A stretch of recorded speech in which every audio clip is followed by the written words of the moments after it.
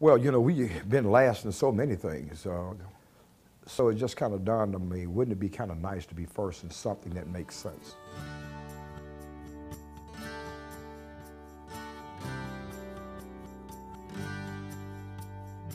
We want to bring technology to the classrooms in a first-class way.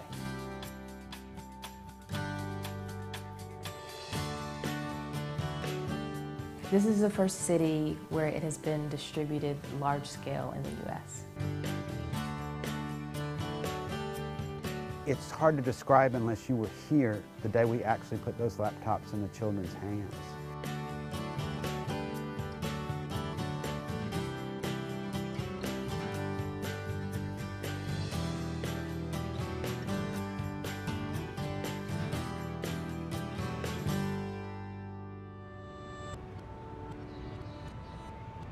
With the city schools of Birmingham, you're dealing with an urban setting. You're dealing with a mix of incomes, but a majority of our kids come from low-income homes. My poverty rate here is listed as 82%. Many of those kids don't have the option or opportunity to participate in the technology. And today, our children are not competing with other children locally. You're competing with the world now. And if they're to have a chance to be successful, we have to give them the tools to do so. The good news is all of the children, K through 5, will have a computer, so they can start the long road of becoming computer savvy. With the belief that education can really solve a lot of the world's problems. I am a PhD student at the MIT Media Lab, and I came this summer to help facilitate a summer camp at Glen Iris Elementary School for kids all over the districts, so that when they get back to their schools, they can hopefully help other kids learn the laptops. Let me show you something. I could turn my screen this way, and I could do what? I could take it, turn it, flip it down, and then I could read my book. So let's everybody try that. The computer can be a lot of different things to a lot of different people. You have the chat program as a way, one, to communicate and learn to express yourself. You have writing, which some of the teachers did use as a journal. You can either write something by yourself or you can write something with somebody else. You can take pictures on it. I'm a movie star. You know, you have the internet like you do on other computers, but again, it's theirs and they can use it and they can explore with it. There's just a plethora of things that you can do with it.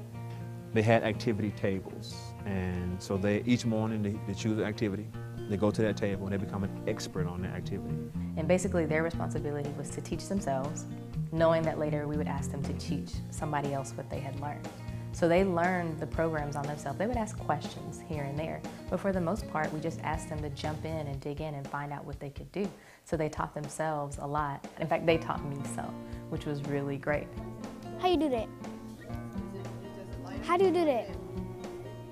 I know a person. Come on, stop playing. Okay.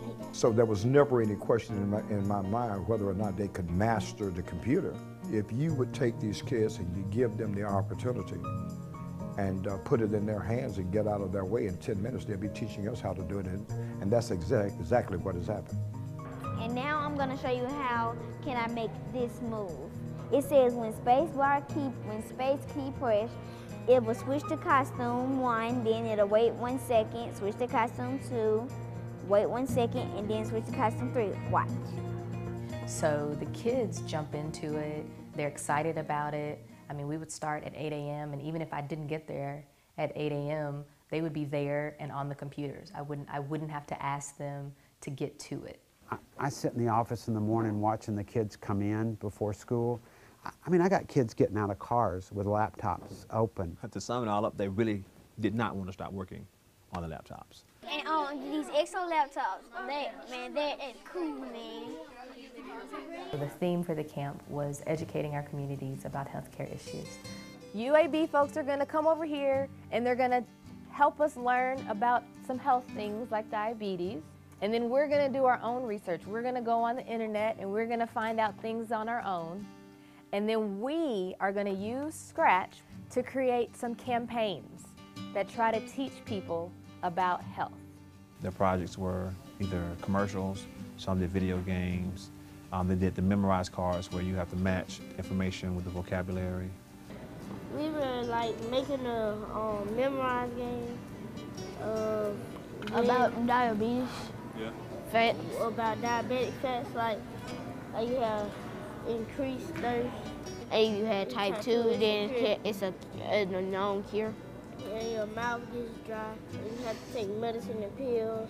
Technology and computers, and especially this computer, the way it's configured, involve kids in a lot of thinking and synthesizing activities. You know, and in order to create a game with information in it, you got to kind of know the information, or you got to study it a little bit so that you get it right. You learn by doing. Kids are really creating, they're inventing, they're coming up with their own ideas and they're carrying them out, and they're learning lots of things in the process of doing that. You had the drug stoppers who came up with a song.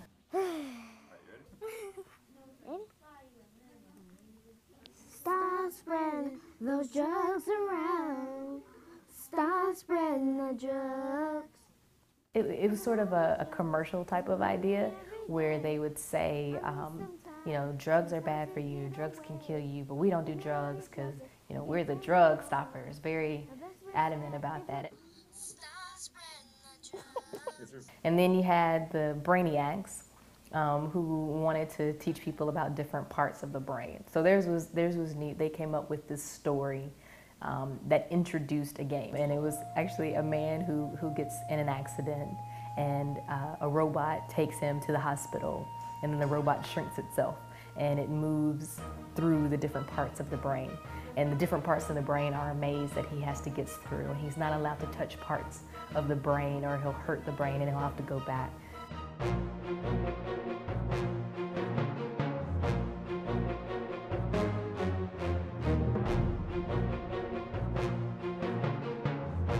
So, I mean, it was just a wide variety of things that they came up with. That's the key. Because it wasn't, I didn't give them assignment. I didn't say, you need to make a maze that teaches people different parts of the brain. You know, I said, let's come up with ideas to teach people about health. That was it. They did it. It was really fantastic. Some of the geniuses' ideas are coming from my giant brain, and some are coming from my partner's medium-sized brain. Hey, excuse me, but I am a straight A student, so I ain't got no medium-sized brain. But it is really okay. But okay, now watch this, now. I mean, it is a vision for the kids, but it's also a vision for the Birmingham community. It's about economic development. It's about bringing, you know, companies to Birmingham. Companies want to be here because we have this large pool of talent, basically. When they start looking at that job market, they can say, I can do this, or this, or this, or this. They have options, and that's what's important. I hope it'll produce lifelong learners, kids who want to be first rate. And if you really want to know the impact, all you have to do is look at the faces of the children we have given those computers to, and I don't have to say another word.